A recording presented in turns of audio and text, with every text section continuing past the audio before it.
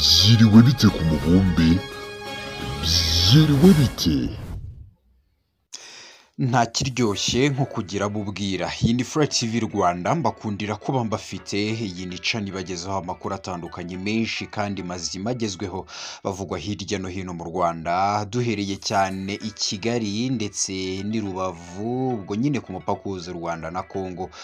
kandi nanone tukagaruka ku makuru abavugwa hirya no hino mu mahanga atandukanye ariko kuri uyu munsi turi buze kwibanda cyane ku mirwano ndetse n'ubwicanyi buri kubera mu gihugu cya Nigeria bukekwa ko buri gukorerwa abakristu baba muri iki gihugu ni mu kanya gatoya inkuru zose tukaziva imuzi ni muzingo ni Eric Manishimwe iyi ni Fly TV Rwanda ni byiza biraryoshye kugira abantu nkamwe mudukurikirana umunsi ku munsi mu makuru menshi meza atandukanye tubagezaho ibitekerezo byanyu murabizi ni inyamibwa n'ingenzi cyane iyo mwabitwohereje turanyurwa cyane ndetse turanezerwa ikaze mu makuru ubwo tugiye kutajya tubabwira ko abacanshuro ba Black Waters bavuga ko bazarusyaho imbere ya M23 byari bimeze nka filime mu mpera za Mutarama 2025 ubwo umuvugizi w'umutwe witwaje intwaro wa M23 Liyetona Koloneli Wiringoma yatonganyaga abacanshuro b'abanyaburayi biganjemo abatu baturutse muri Romania abagaragaza ko bakoze ikosa rikomeye cyane ryo kwemera gukoreshwa na Perezida Felix Tshisekedi mu bikorwa byo kwica abanyekongo baharanira uburenganzira bwabo aba ni abasirikare b'abanyafurika y'epfo bari ku ruhande rw'ingabo za RDC nubwo bari bameze nk'imfungwa z'intambara babikurikiraniraga hafi mu bigo babagamo bakurikije bikikije umujyi wa Goma ibyo byatumye batazira Liyetona Colonel Ngoma Quickly ijambo yabwiraga abacanshuro ubwo bari ku mupaka w'u Rwanda na Repubulika Iharanira Demokarasi ya Kongo kurira imodoka zibajyana ku kibuga cy'indege cya Kigali kugira ngo basubire iwabo abacanshuro b'abanyaburayi bandagajwe bikomeye n'abarwanyi ba M23 muri Mutarama ubwo bahanganiraga mu nkengero z'umujyi wa Goma bafatwaga nk'abatinyitse kuko bavugwaga ko benshi barwanye intambara zikomeye mu bihugu bitandukanye ariko ntibari bazi neza abo barwana nabo abaribo ndetse n'icyo barwanira urugamba rwo mu nkengero za Goma rwatumye abacanshuro hafi 300 bamanika amaboko hanyuma yuko bagenzi babo nabo bari bamaze guhunga nyuma y'ibiganiro byinjiyemo ibihugu baturutsemo M23 yemeye kubarekura ku mugaragaro itangazamakuru rihari ariko itanga ubutumwa bukomeye ku isi hose bagira bati undi umunyamahanga wese uzagerageza kwivanga muri aya makimbirane azabona isomo rikomeye kuko ntabwo bizahora gutya Black Water na mbere yuko aba bacanshuro bamanika amaboko leta ya Repubulika na Demokarasi ya Kongo yaramaze kubona ko nta kinini bashobora kuyifashamo kuko ntibashoboye kwambara M23 ibice byinshi yari ifite muri Kivu y'Amajyaruguru mu yandi makuru reka tubivuze yuko rwose kuri uyu munsi igihugu abanyarwanda muri rusange barimo barizihiza isabukuru ya perezida wa leta y'u Rwanda Paul Kagame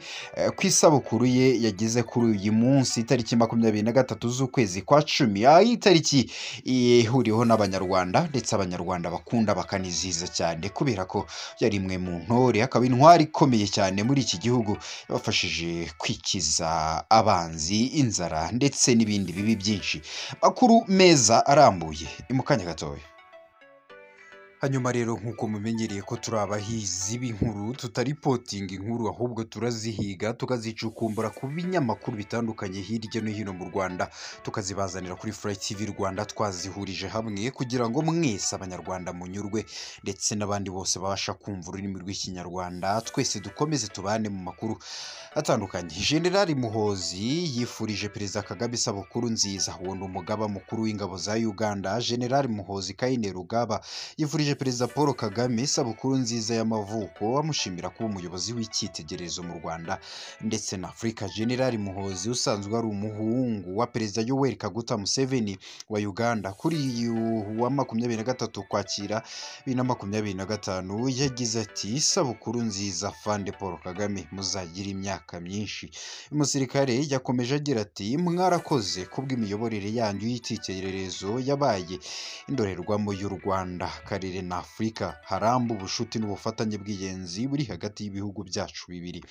Kuri uyu wa 23 Ukwakira 2025, Perezida Kagame yagize isabukuru y'imyaka 68 y'amavuko. Mu myaka amaze ku isi harimo 33 yamaze muri Uganda, kuko we n'ababyeyi be bahungiyemo mu Gushyingo 1961. Perezida Kagame yize muri Uganda kugeza mu mashuri yisumbuye, ubwo yifatanyaga na Yoweri Kaguta Museveni n'abandi barwanyi mu rugamba rwo kubohora Uganda rwatangiye muri Gashyantare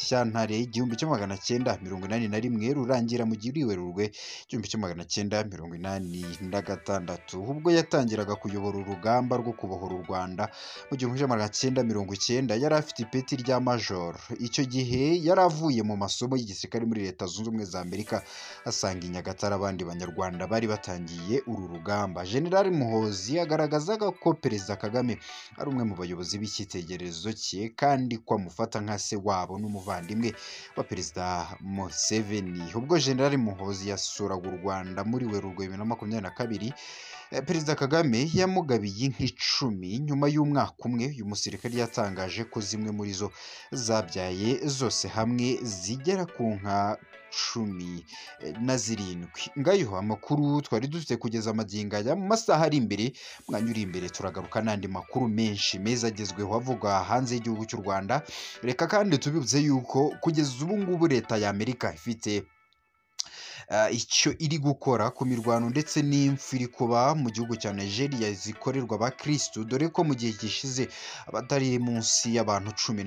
bashobora kuba barishwe bazize kuba ari abakristu. Ariko leta nayo ubwayo igatangaza ko itari shuwa, itavuga ndetse itahamya neza ko ubwo izo mfu zishobora kuba ziterwa n'uko abantu ari abakristu. Hashobora kuba harimo amakimbirane y'ubutaka, imyizerere ndetse n'ibindi. Mu zindi nkuru ni uko u Rwanda uko iminsi igenda yicuma, abaturage barwo bari mu gihugu cya Kongo babayeho mu buzima bubi ndetse babayeho nk'impunzi zahunze igihugu, ariko kandi zibeshywa cyane na FDLR ko mu Rwanda hari amahoro make ndetse batazabaho. Bamwe muri bo basaga 270 babaga muri RDC ku itariki 21 z'uku kwezi turimo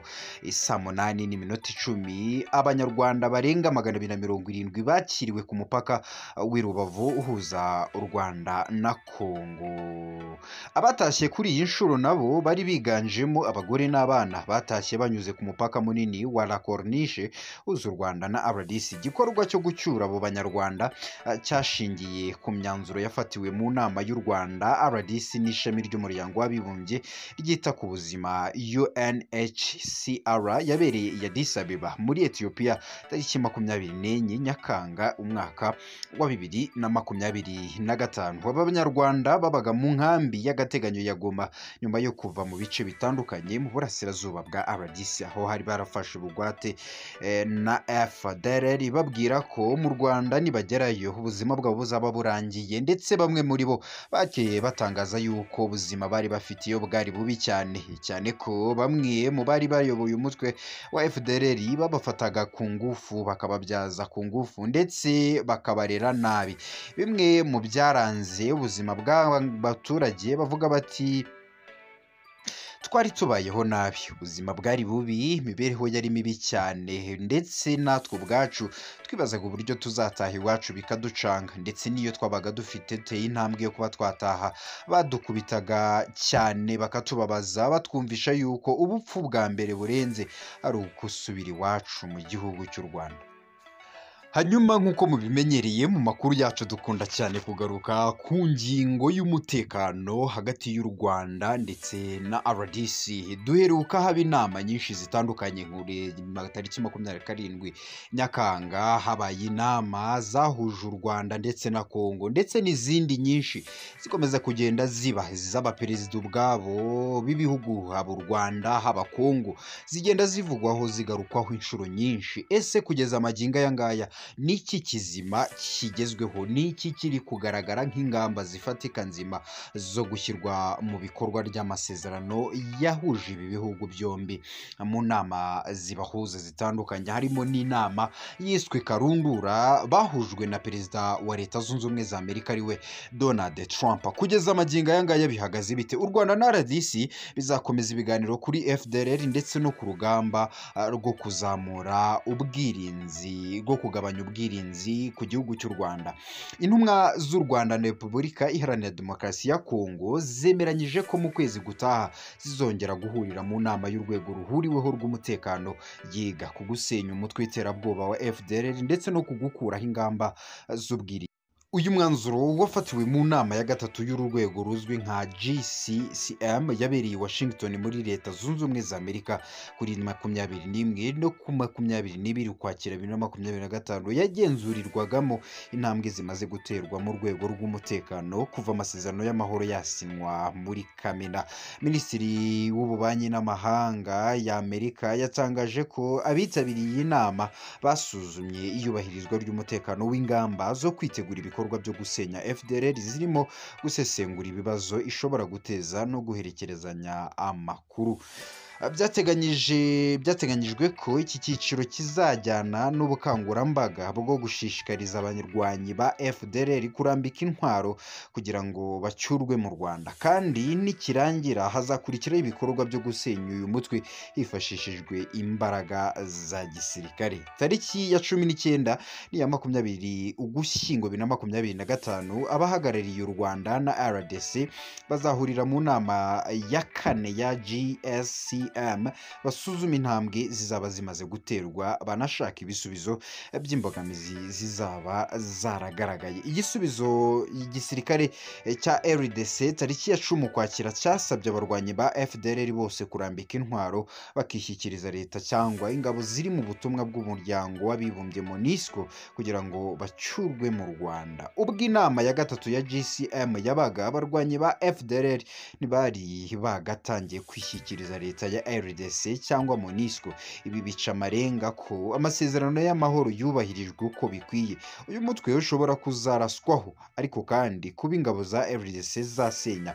FDLR si byo kwizera mu gihe bitaraba, kuko impande zombi zimaze igihe kinini mu guhangana n'abarwanyi b'ihuriro AFC M23 rigenzura ibice byinshi mu ntara ya Kivu y'Amajyaruguru na Kivu y'Amajyepfo. Ingabo za RDC zimaze iminsi zigaba ibitero bikomeye mu bice bigenzurwa na